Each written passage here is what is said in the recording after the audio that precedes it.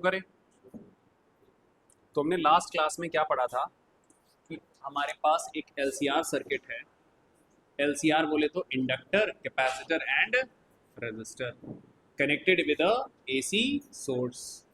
ठीक है, ये एल सी आर, इसका क्या होगा एक्सएल, है ना, रिएक्टेंस एक्सी, एंड इसका रेजिस्टेंस आर।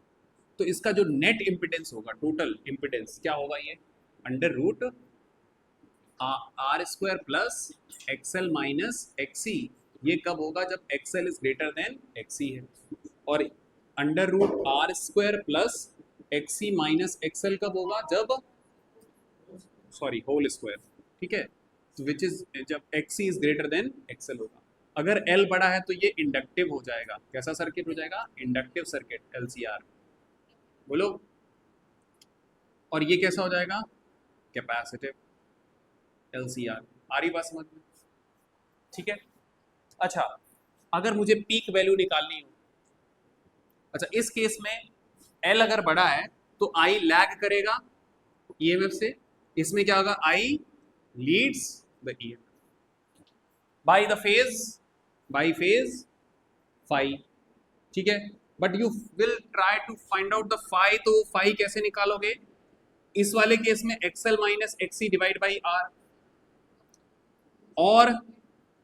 और ऐसा होगा इस वाले केस में, सेकेंड केस में XC minus XL divide by R. और कॉस फाई कैसे निकलता है सर, आर बाई जी, और जी अकॉर्डिंगली निकाल लोगे। आ रही बात समझ में?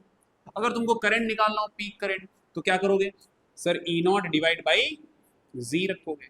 अगर इसको √2 और √2 से डिवाइड कर दिया तो आई आर एम एस कैसे निकलेगा, E R M S divide by G. Clear हुआ यहाँ तक? जी तो पता ही है ऐसे निकालना है। ठीक है, this is all about LCR.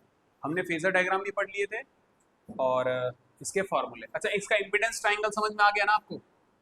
Impedance triangle, impedance triangle क्या था कि अगर ये फाई है, ये आर है, ये जी है, ये एक्सएल माइनस एक्सी है, और we can say XC minus XL भी हो सकता है। ठीक है, एक्सएल माइनस एक्सी है, तो ये करंट है वो जो लैग कर रहा है, देन ईएमएफ। ठीक है, तो यहां से 10 फाई निकाला तो जो कि ये फॉर्मूला रहा। ठीक है, तो न्यूमेरिकल आज हम लोग क्या करेंगे, इस पर न्यूमेरिकल करेंगे, and then we will learn about the conditions of resonance, condition of resonance. चलिए जी, थोड़ा शेयर कर देता हूँ। ये लोग, बाकी लोग जो बकाया लोग हैं, इन लोगों को भी आ तो पाएंगे नहीं, लेकिन हमारे पास ऐसी टेक्नोलॉजी है जब कि हम पढ़ सकते हैं ऑनलाइन, तो क्यों ना पढ़ा जाए।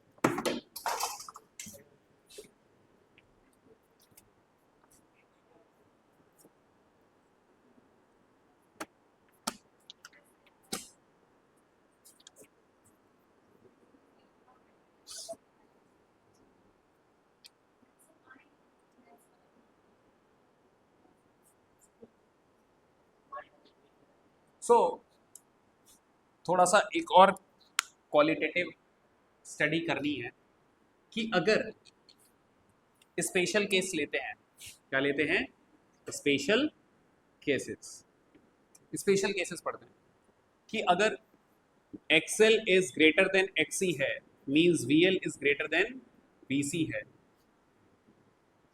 तो 10 फाइव अभी हम लोग ये पढ़ चुके हैं, क्या, XL minus XC divide by R. कैसा हो जाएगा सर्किट, कैसा हो जाएगा circuit, inductive, and the current will be I not sine omega T minus five, और ईएमएफ अगर कितना लिया हमने स्टार्टिंग में, जो वोल्टेज दिया है वो साइन ओमेगा। ठीक है, अगर सेकंड केस, तो इस केस में तो एल सीरीज एलसीआर जो हुआ is said to be is said to be inductive.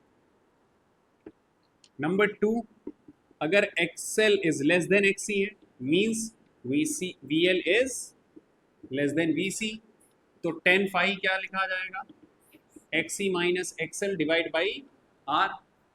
तो इस केस में जो ईएमएफ होगा वो स्टार्टिंग में अगर हमने ईएमएफ ये लिया है E not sine omega T, तो करंट क्या हो जाएगा, यहाँ पर करंट लीड करेगा तो फाई से आगे जाएगा, है ना, लीड कर रहा होगा। And the series LCR is said to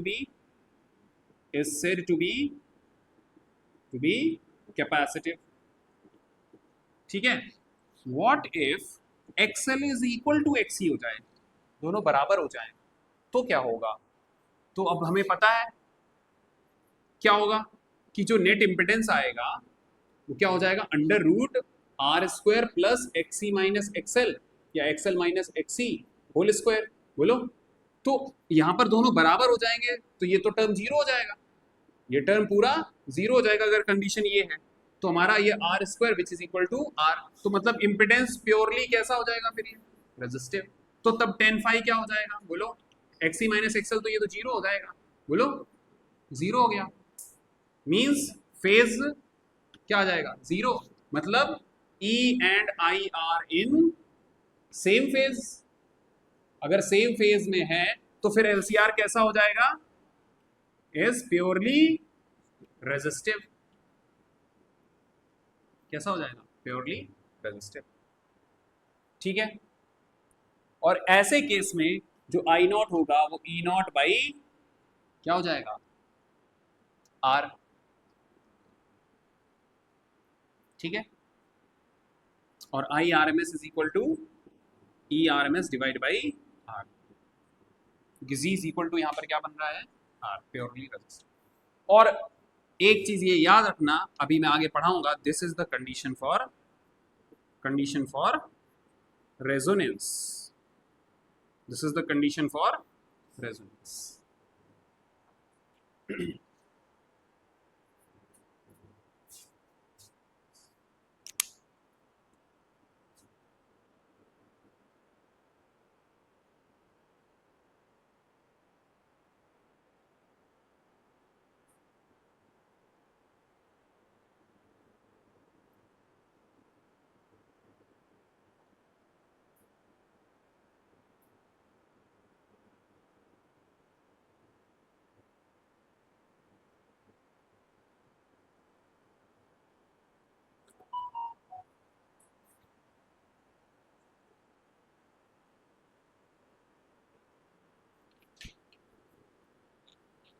चलिए अब एक टॉपिक डालिए, राइट डाउन ससेप्टेंस।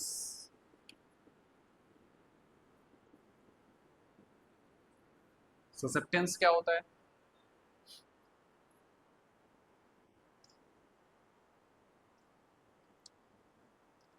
तुमने दो चीजें पढ़ी थी, एक पढ़ा एक्सेल और एक पढ़ा एक्सी। इन दोनों को क्या बोलते हैं, रिएक्टेंस। क्या बोलते हैं, reactance. So the reciprocal of reactance, the reciprocal of reactance of an AC circuit, is called what, is called susceptance। क्या बोलते हैं इसको, susceptance।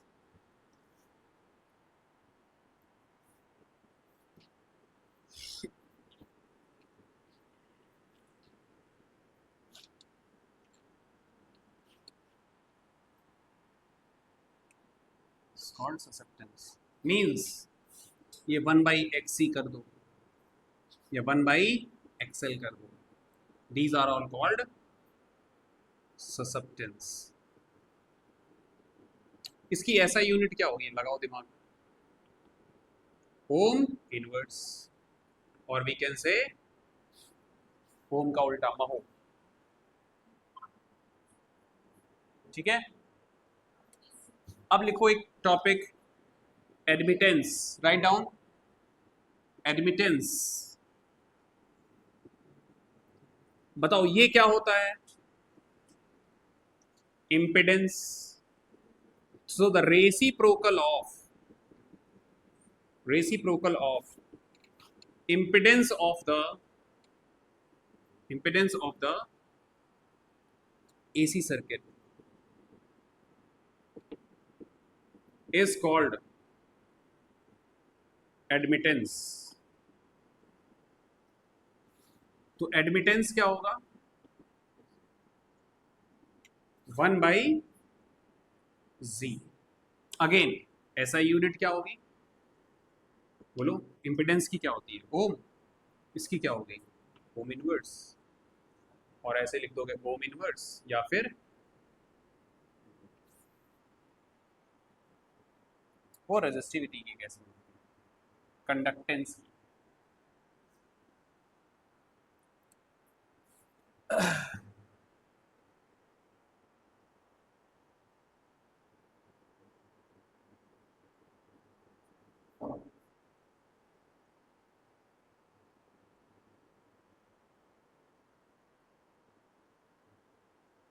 चलो अब कंडीशन लिखेंगे।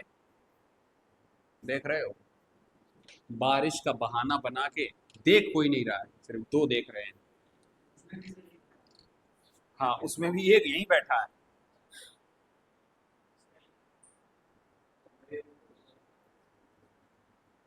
है ना? Write down. Resonance of, resonance condition of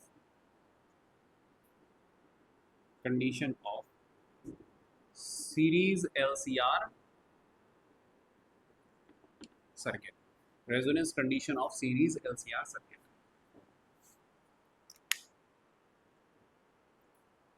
condition निकालनी है।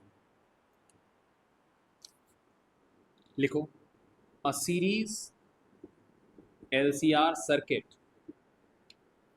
is said to be in the resonance condition when the current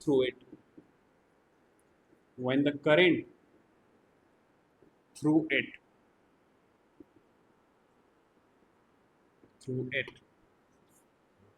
has its maximum value। मतलब समझे? LCR सर्किट रेजोनेंस में कब बोला जाएगा? ये रेजोनेंस में कब होगा? रेजोनेंस की कंडीशन में, जब I कैसा होगा? मैक्स। कैसा होगा? मैक्स। अब तुमने पढ़ा कि सर जो मैक्स वैल्यू होती है वो ऐसे निकलती है, √z, that is R² plus XL minus XC whole square. अच्छा, XL और XC को कैसे लिखोगे? यहाँ पे 3 3 6 बच्चे आए हुए हैं।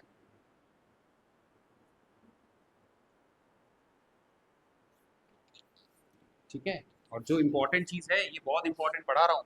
अच्छा, ये बात ध्यान रखना, आए नहीं हो इसका मतलब क्या है? क्लास सस्पेंड नहीं हुई है। ये तुम सोच लो क्लास सस्पेंड कर दी, सस्पेंड हो गई तब तो सबको मैं दोबारा पढ़ाऊंगा। ये मैं दोबारा नहीं पढ़ाऊंगा। तो जो ऑनलाइन नहीं देख रहे हैं ना भैया, रिस्पॉन्सिबिलिटी आपकी है। हाँ, नहीं समझ में आ रहा है तो पॉइंट आउट कर लेना, नेक्स्ट क्लास में पूछ लेना आके यहाँ पे। तो रेजोनेंस की कंडीशन कब होती है? LCR circuit in series is said to be at resonance when the current through it is maximum। अब तुम ध्यान से देखो, ये हमने देखा I नॉट, ये एक्सप्रेशन रहता है, तो I naught is equal to E naught divide by √R²। अब इसको क्या लिखोगे? ω_L माइनस 1/ω_C का होल स्क्वायर। बोलो, लिखेंगे इसको ऐसे? तुम्हें ये तो पता होना चाहिए, पिछली क्लासेस में ही पढ़ाया है। ω_L होता है और ω_C क्या होता है? 1/ω_C। ठीक है, अब clearly you can see that, साफ साफ आपको नजर आ रहा है कि ये चीज मैक्सिमम कब होगी? जब डिनोमिनेटर कैसा हो जाए? मिनिमम। देखो इनवर्स रिलेशन है ना, तो जब हमारा z, basically I naught is equal to क्या है? E naught by z। अगर z मेरा मिनिमम हो जाए तो ये चीज मैक्सिमाइज हो जाएगी। तो ये मिनिमम कितना ले सकते हो? मैक्सिमम कितना, मिनिमम कितना जाएगा? मान लेते हैं कि ये दोनों ही चीजें कैसी हो जाएं? बराबर बराबर हो जाएं। आ रही बात समझ में? ये दोनों चीजें कैसी हो जाएं? बराबर। तो अगर ये दोनों बराबर हो गई तो सिर्फ ये दोनों, ये वाला पूरा टर्म वैनिश कर जाएगा, तो हमारे पास सिर्फ इंपिडेंस कितना रह जाएगा, आर के बराबर। तब जाके हमारा करंट क्या हो जाएगा, मैक्सिमम। इसका मतलब कंडीशन ये कहती है कि omega L should be equal to 1/ओमेगा सी। क्लियर हुआ ये? हाँ यार। या ऐसा कह सकते हो कि ये आई नॉट तब हो जाएगा, I not will become max in both the condition, कि जब ओमेगा मेरी जीरो हो जाए,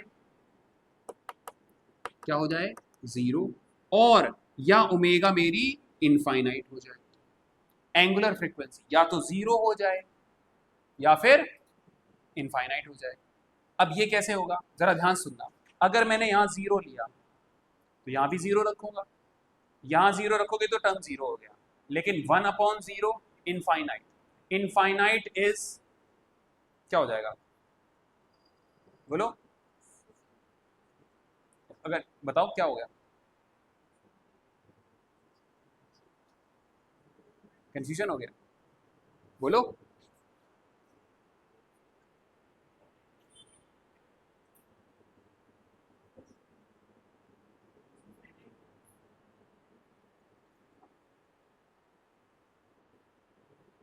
I naught becomes zero for both omega is equal to zero and omega is equal to infinite.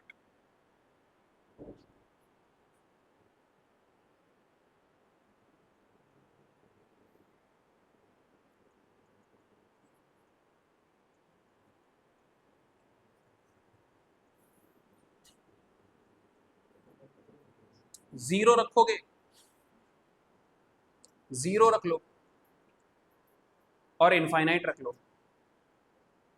Zero रखोगे जीरो मिलेगा, इनफाइनाइट रखोगे 1/इंफिनिटी क्या होगा, जीरो। ठीक है, तो इन दोनों कंडीशन पे हमारा आई, ये वाला टर्म वैनिश होना चाहिए, ये टर्म कैसा हो जाना चाहिए, वैनिश। ये वैनिश कब होगा, जब omega L is equal to क्या हो जाए, ओमेगा 1/ओमेगा एल इज इक्वल टू 1/ओमेगा सी। तो अब सुनो जरा ध्यान से। तो अगर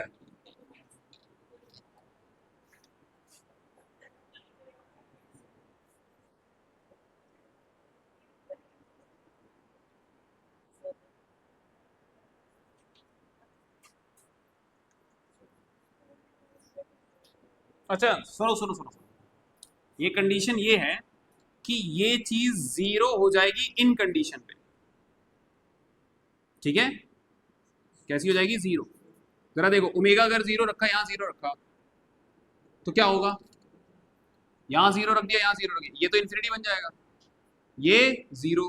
तो इन्फिनिटी बनने की वजह से, इन्फिनिटी जब ऐड करोगे तो अगेन इन्फिनिटी, और किसी भी नंबर को इन्फिनिटी से डिवाइड करोगे तो जीरो बनेगा।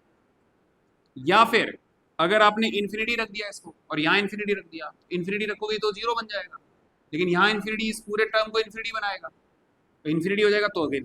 तो ये कंडीशन पे क्या होता है, आई नॉट की वैल्यू जीरो हो जाएगी। लेकिन मैक्सिमम कब होगी, जब इस पूरे की टर्म की वैल्यू लेस हो। ठीक है, बिल्कुल कम कितनी हो सकती है, वो तभी हो सकती है जब omega L is equal to क्या हो जाए, ओमेगा सी। तो ओमेगा स्क्वायर मतलब एक्सएल इज इक्वल टू क्या हो जाए, XC. This is the condition.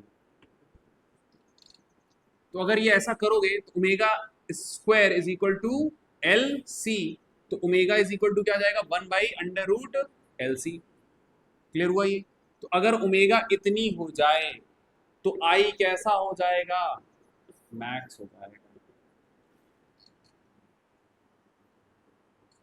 और ऐसा होने पर इंपिडेंस क्या हो जाएगा, रेजिस्टिव हो जाएगा। रेजिस्टिव हो जाएगा तो मैक्स वैल्यू अगर तुमसे पूछता है एलसीआर की कंडीशन पे, जब रेजोनेंस है, एलसीआर में रेजोनेटिंग कंडीशन पे, तो आई मैक्स होगा कितना, क्या बोल के आओगे, इतना। ठीक है, मैक्स वैल्यू होगी और इतनी होगी।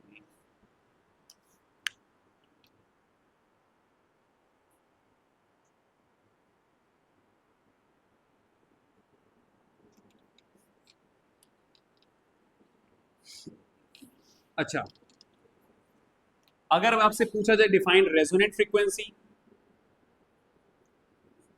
रेजोनेंट फ्रीक्वेंसी क्या होता है? चलो,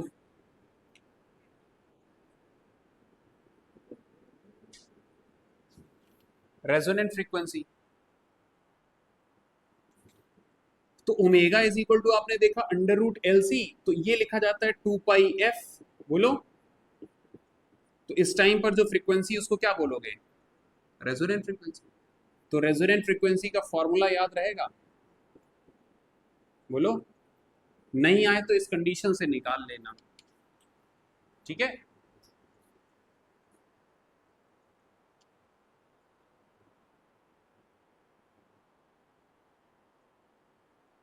चलो आगे बढ़े। और करंट एम्पलीट्यूड तुम्हें पता ही चल गया कितना होने वाला है, बोलो।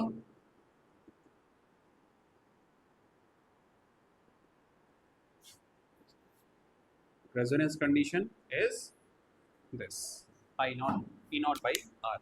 Now, give some importance characteristics of series resonant circuit.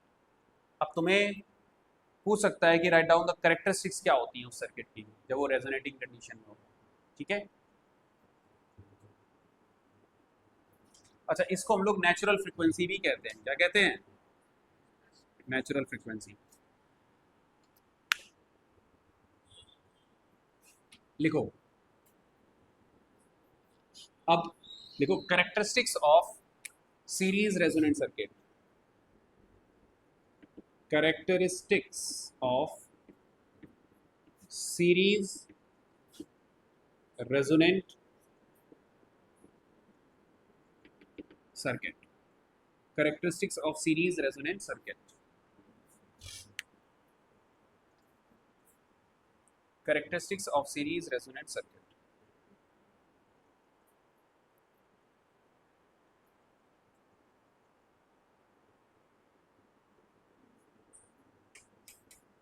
Number 1, पहली कंडीशन क्या है कि x इज इक्वल टू क्या होगा? XL। x is equal to XL या x is equal to XL। दूसरी, रेजोनेंट फ्रीक्वेंसी कितनी हो जाएगी? 1/2 पाई अंडर रूट LC। पहली कैरेक्टरिस्टिक्स की reactance, capacitive and inductance will become equal. तो reactance of capacitor and inductance and inductor becomes equal। और frequency कितनी हो जाती है? Under root, frequency is 1/2 pi under root LC। तीसरी करेक्टरिस्टिक लिखो, impedance is minimum and become purely resistive। कैसा हो जाता है impedance? resistive, that is Z is equal to क्या हो जाएगा? R। Fourth,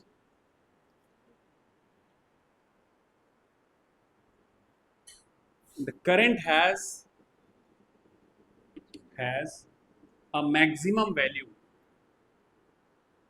have a maximum value I naught is equal to E naught by R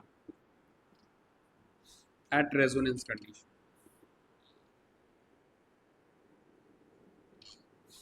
Number 5th, the power dissipation in the circuit is maximum। The power dissipation is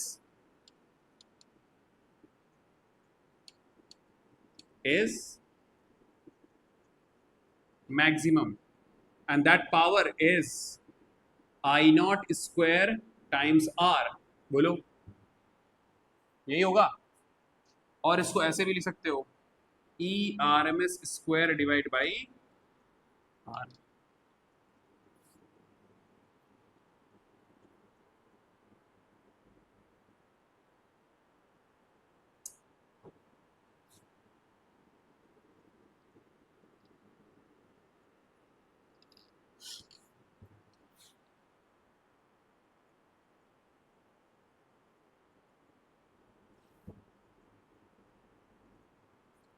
fifth के बाद sixth, the current and voltage are in same phase. Same phase का मतलब क्या हो गया? क्योंकि purely resistive बन चुका है, बोलो, और प्योरली रेजिस्टिव सर्किट होता है तो कैसा होता है? आई और वोल्टेज, करंट एंड वोल्टेज कैसे रहेंगे? सेम फेज में रहेंगे। और अगर सेम फेज में है तो टेन फाई क्या हो जाएगा? फाई फेज मतलब फेज डिफरेंस क्या हो गया? जीरो। तो हम कह सकते हैं कि tan phi is equal to क्या बनेगा? वन। या फिर कहें कि जो पावर फैक्टर होगा, power factor will become unity. Unity. अब सर पावर फैक्टर क्या होता है? Cos phi. और कॉस फाइव कितना बन जाएगा? देखो, फाइव जीरो रखोगे, cos zero one, will become unity means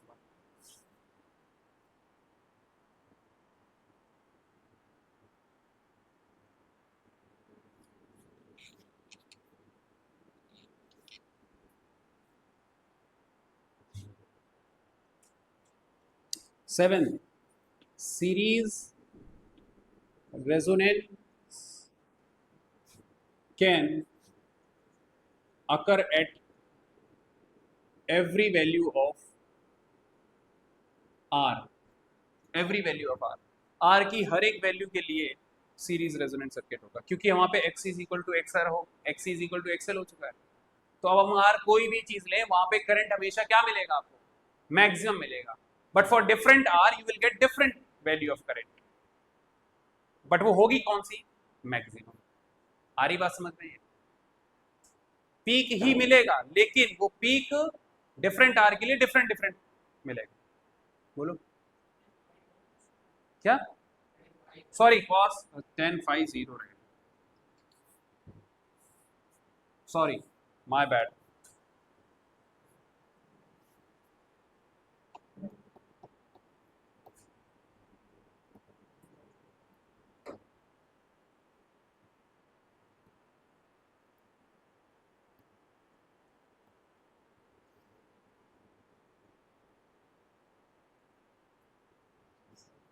अच्छा, 8 वोल्टेज अक्रॉस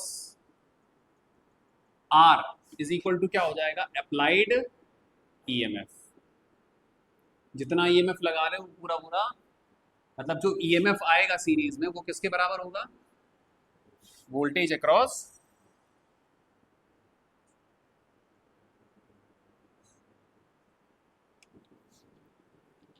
आर।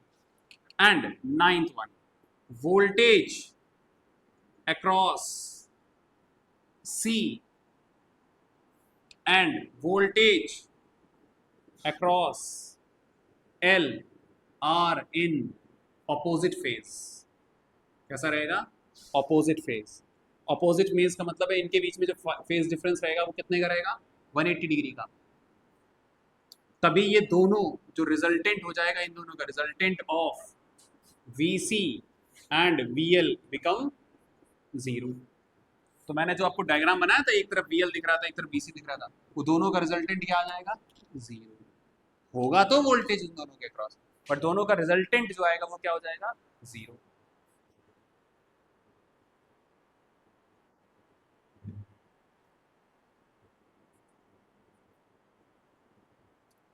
टेंथ लिखो, series LCR circuit is also called as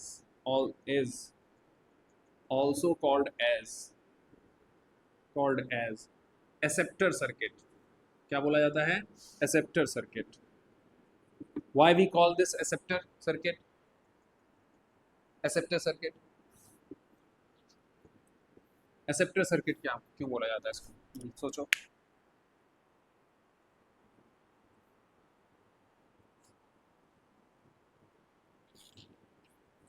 acceptor circuit इसलिए बोला गया कि तुम मुझे बहुत सारी चीजें दो और मैं उसमें से एक पर्टिकुलर चीज ही सेलेक्ट करता हूँ, एक्सेप्ट करता हूँ, और बाकी चीजें रिजेक्ट कर दूँ। तो इसका मतलब कि when you are feeding this LCR circuit a number of frequencies, है ना, तो it will only accept the frequency for which the current is maximum. तो अगर कोई series LCR circuit resonance condition में होगा तो it will accept the frequency which is equal to this one. तो when the number of frequencies मतलब many frequencies are fed to series LCR circuit, it will only accept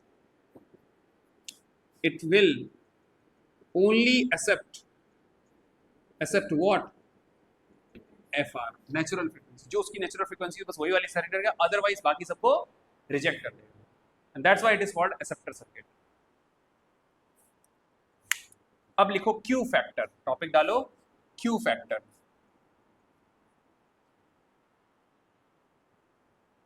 now write down the topic Q factor. The topic is sharpness of resonance,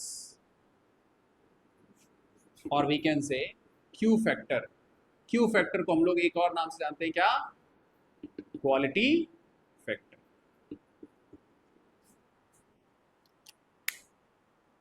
quality factor और Q factor.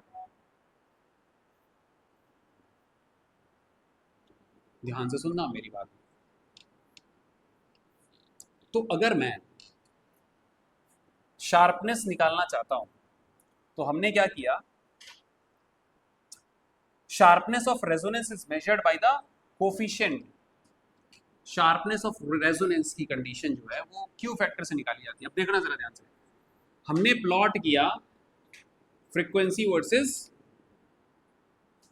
I not, किसके बीच में? Current versus omega, इनके बीच में हमने plot किया. ठीक है, तो तुम्हें पता है कि I naught is equal to क्या होता है? E naught by Z. बोलो. So for different frequency we will get the current. अब अगर मैं इसको रेजोनेंस की कंडीशन ले लूं तो फिर क्या बन जाएगा? ई नॉट बाई आर. आ रही बात समझ में? तो अगर आर मेरा मैक्सिमम रखूंगा तो आई मेरा मिनिमम होगा. मतलब होगा तो पीक ही, लेकिन उसकी वैल्यू पीक की जो होगी वो कम होगी. तो ये अलग अलग फ्रीक्वेंसी पे कुछ इस तरीके का ग्राफ मिला और ये गया है. ठीक है, अभी यहाँ पे तुम खुद बताना कि ये आर कैसा होगा. ठीक है, फिर हमने आर डिफरेंट चूज कर लिया. अगर डिफरेंट आर चूज किया, again you will see the graph will be like this. तो पीक तो मिल रहा है, पीक तो मिला, बोलो, एक पर्टिकुलर फ्रीक्वेंसी पर ही मिल रहा होगा. बोलो, क्लियर है बात? लेकिन जो करंट का पीक आएगा वो डिफरेंट होगा. आर चेंज किया, डिफरेंट पीक मिला, और आपने दिया दूसरा आर लिया, again you got the peak, then graph will be like this. तो again you will see the peak, you will see the peak for different R, but उस current की वैल्यू अलग होगी. अब मुझे ये बताओ, इन तीनों ग्राफ में से किसके लिए R मैक्सिमम होगा, किसके लिए मॉडरेट होगा, किसके लिए सबसे लो होगा? अगर R लो करते हो करंट की वैल्यू बढ़ती है, बोलो, तो इस मीन दैट कि ये वाला जो है वो लो R के लिए है. जितना ज्यादा हाई रेजिस्टेंस रख दोगे पीक वैल्यू कम आएगी. तो ये हो जाएगा हमारे लिए high resistance, and this is the R for moderate. Clear हो गई बात? तो हमारा रेजोनेंस शार्प क्वालिटी का, शार्प कर ऐसा कब दिखेगा? कब दिखेगा? जब हमारा रेजिस्टेंस कैसा हो. ठीक है,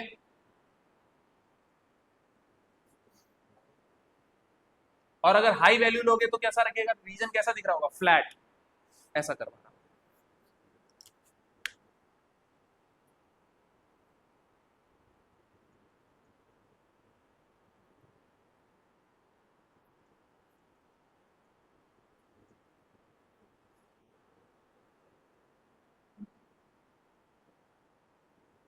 ये क्या क्या कर दिया, ये क्या कर दिया भाई? गलत गलत गलत गलत है.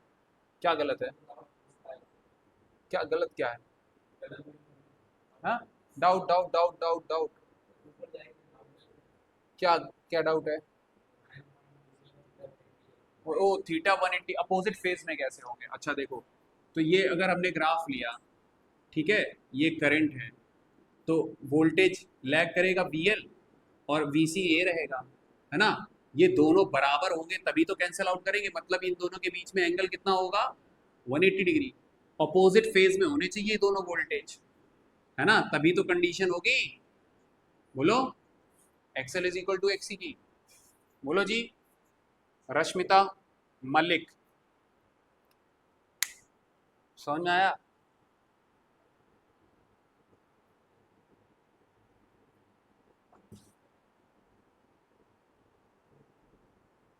समझ में आ रहा है ये?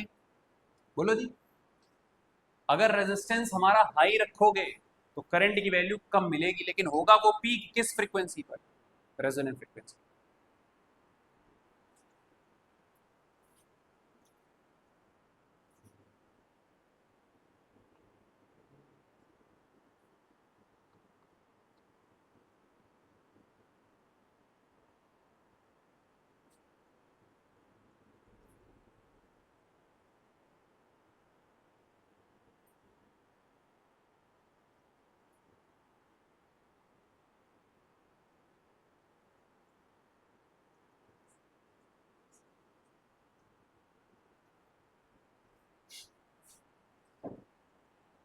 तो हमें शार्प कर्व कब मिलेगा?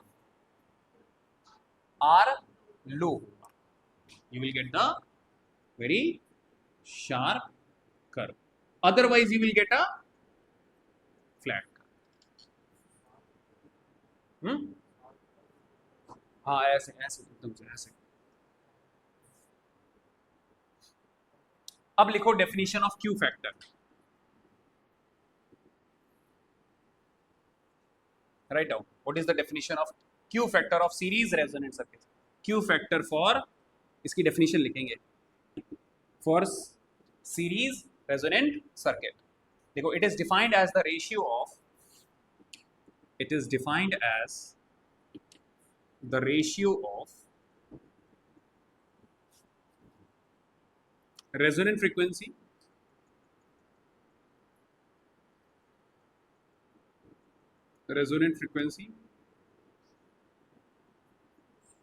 to the frequencies, to the difference in frequencies on either side of resonant frequency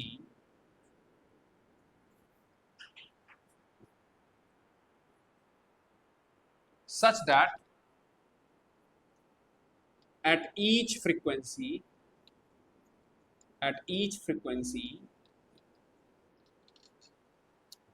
the current amplitude becomes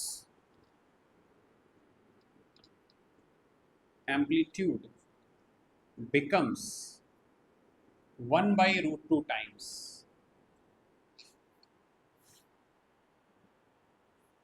1 by root 2 times the value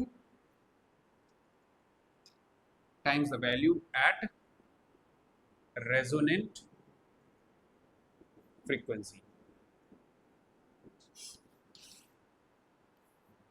अब मेरी बात ध्यान से सुनना, मैथमेटिकली इस चीज को समझेंगे। हमने देखा कि जितना ज्यादा हम लो रखेंगे रेजिस्टेंस को, उतना ही ज्यादा हमें हाई करंट मिलेगा। बोलो बोलो। तो हमारा जो ग्राफ होगा वो इस तरीके से, लेट्स से कर्व मिला, ठीक है, ऐसा कुछ कर्व मिल रहा है। तो ये हो गई हमारी peak value of the maximum current. किस फ्रीक्वेंसी पर है ये? ओमेगा आर, ठीक है। अब तुम्हें क्यू फैक्टर को डिफाइन करना है। क्यू फैक्टर, तो क्यू फैक्टर कैसे लेना है? रेशियो है किसका किसका? Omega R divide by difference in the two frequencies.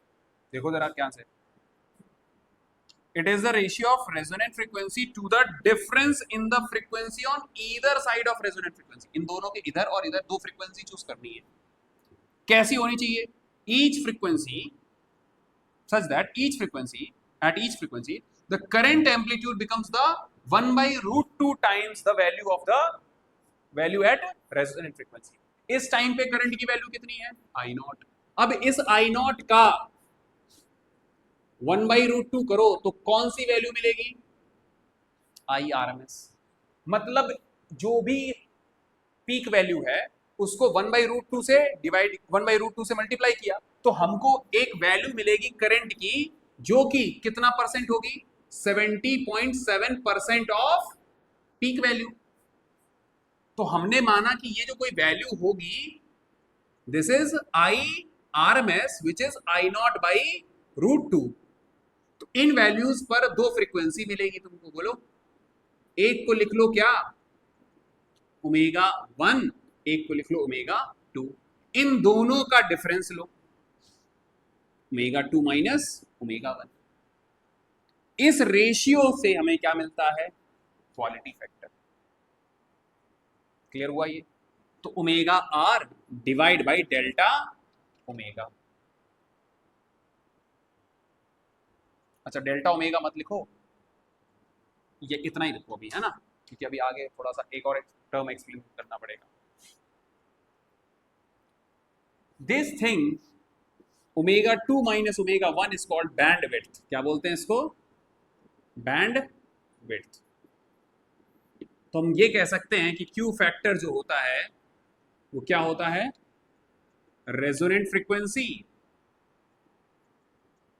Resonant frequency divide by band width. और बैंड विड्थ कब निकलती है? जब करंट की वैल्यू कितनी हो जाए? 70.7% of the peak value at the resonant frequency, मतलब IRMS पे।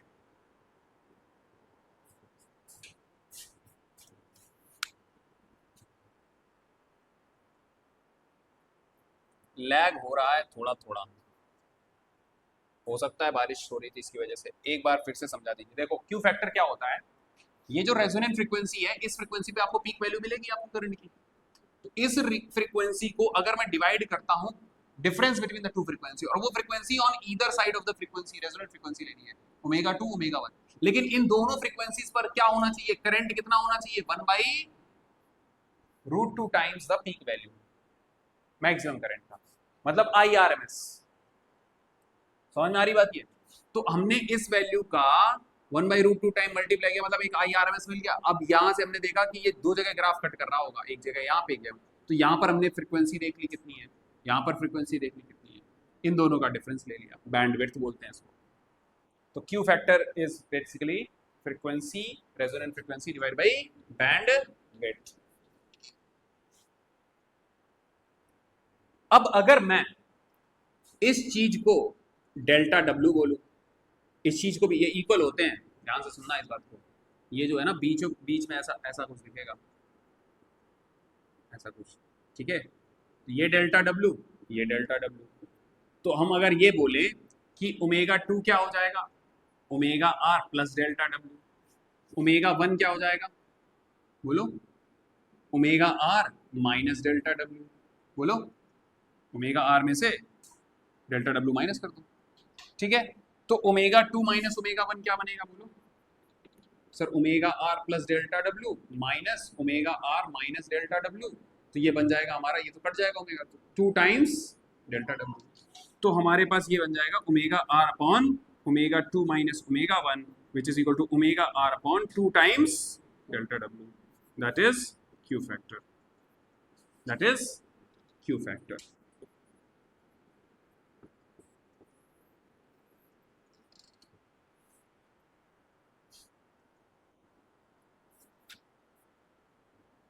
अब क्वालिटी फैक्टर कैलकुलेट कैसे किया जाएगा? एक्सप्रेशन फॉर क्वालिटी फैक्टर, ये तो चलो ऐसे हो गया, है ना। हमें तो सिर्फ क्या दे रखा है सीरीज एलसीआर सर्किट में? एल की वैल्यू देगा, सी की वैल्यू देगा, आर की वैल्यू देगा। बताओ उसका क्वालिटी फैक्टर क्या होगा, है ना। तो हमें क्वालिटी फैक्टर का जो एक्सप्रेशन है वो ये है, अंडर रूट एल बाई सी बाहर 1/r। ये एक्सप्रेशन डिड्यूस करना है। डेफिनेशन वाइज ये बोलोगे, बट इस डेफिनेशन से यहां कैसे पहुंचोगे, ये एक्सप्रेशन निकालना है।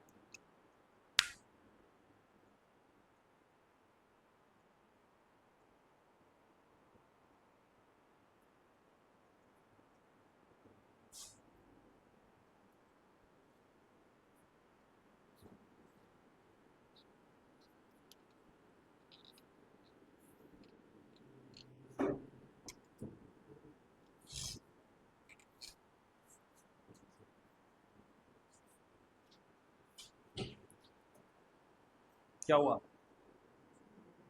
चलो, तो आपने समझा, हमें इस एक्सप्रेशन से यहां आना है।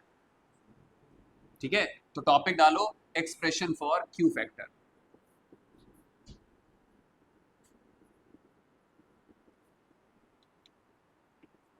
Expression for Q factor.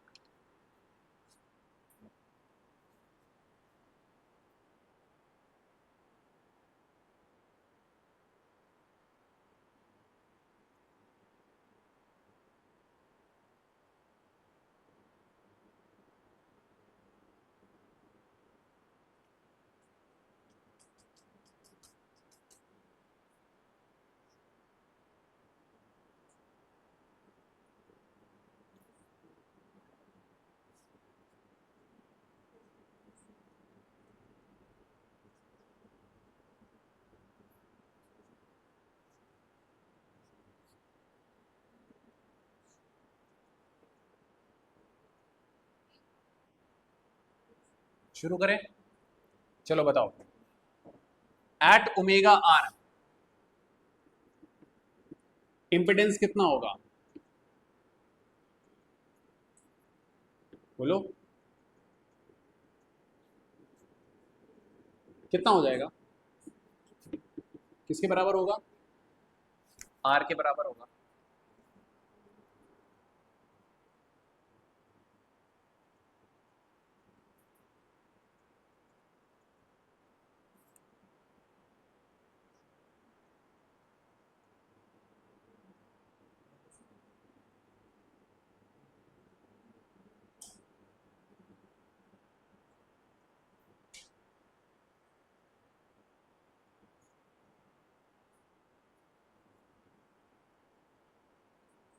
चलो जी, सो ध्यान से देखना,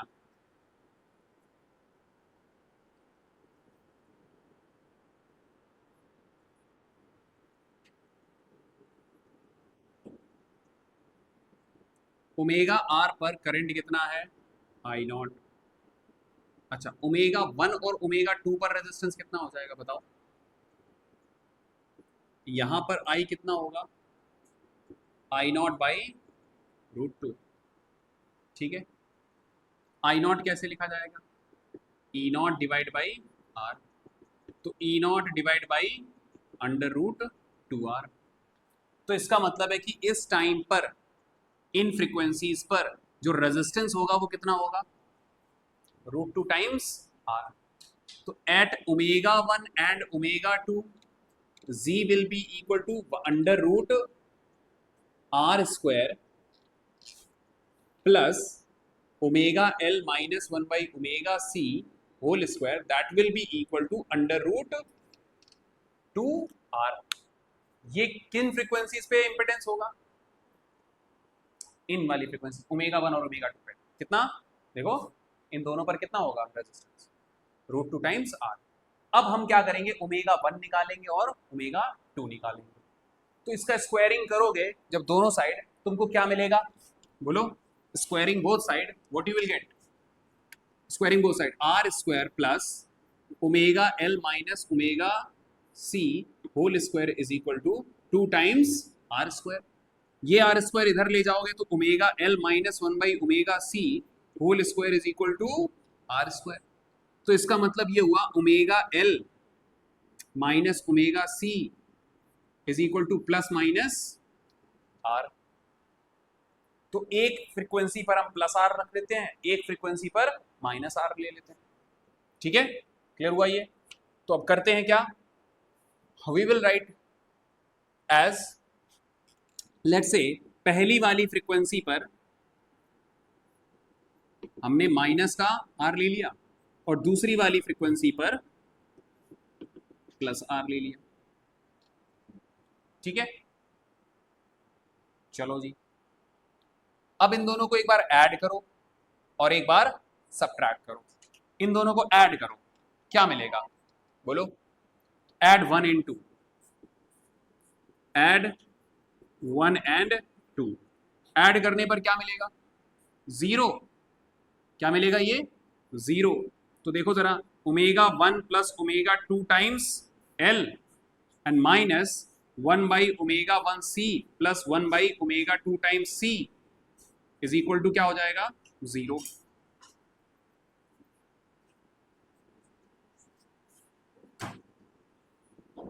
ठीक है, इस एक्सप्रेशन को थोड़ा सॉल्व करो, क्या मिलेगा, omega 1 plus omega 2 times L minus omega 1 plus omega 2, ये 1 बाई सी अलग ले लो, ये हो जाएगा ओमेगा 1 इंटू ओमेगा 2, और इक्वल टू के इधर भेज दोगे तो ये चीज ऐसी हो जाएगी। तो हम ये कह सकते हैं ओमेगा 1 प्लस ओमेगा 2 इसको कैंसिल आउट करेगा, तो product of omega 1 into omega 2 will be 1 by L C हो जाएगा। इस एक्सप्रेशन तक हम पहुंच गए। देखो जरा, ये एल सी लिख लो, ओमेगा 1 इंटू ओमेगा 2, ये तो दोनों कैंसिल आउट हो गए, ठीक है, यहां तक एक्सप्रेशन आ गया। अब इन दोनों का एक बार क्या ले लिया जाए, डिफरेंस ले लिया जाए। तो when you are taking difference तो सब्ट्रैक्ट करो, 2 माइनस 1 करो, तो this will become omega 2 minus omega 1 times L, फिर माइनस 1 बाई ओमेगा 2 एल, और इसको जब माइनस करोगे तो it will become plus 1 by omega 1 C is equal to 2 R. बोलो, इसमें से ये घटाओगे तो ये मिलेगा। तो एक काम कर लेते हैं, omega 2 minus omega 1 times L minus common लोगे 1 बाई ओमेगा 1 सी, ये 1 बाई सी भी कॉमन ले लो, तो 1 बाई ओमेगा 1 कॉमन लिया ना, तो यह आ जाएगा 1 by omega 2 minus 1 by omega 1 is equal to 2 are.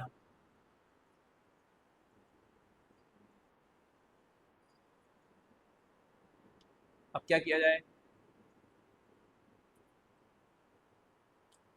Omega 2 minus omega 1 times L minus 1 by C, omega 1 minus omega 2 divide by omega 1 into omega 2 times 2 are.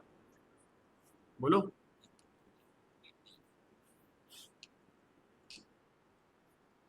एक काम करते हैं,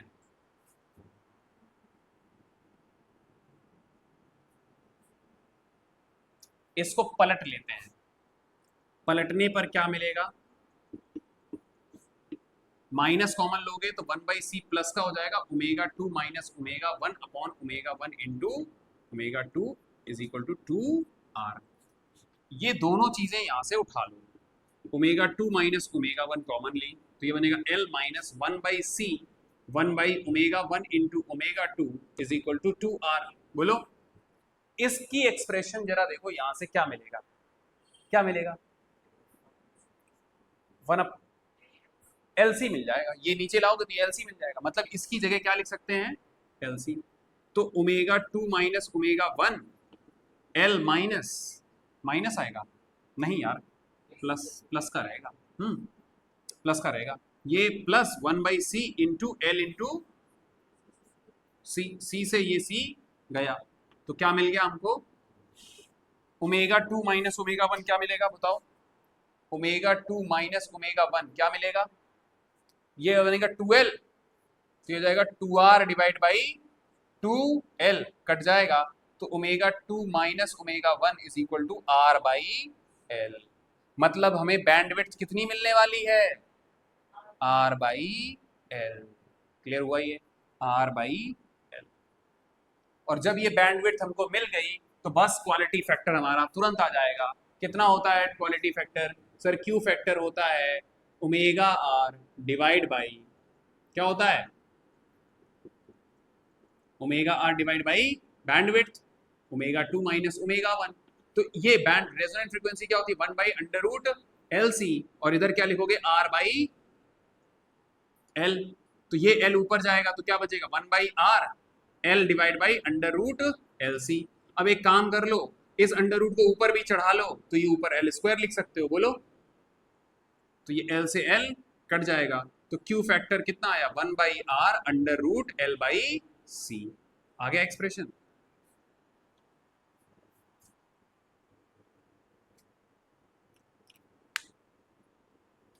खत्म।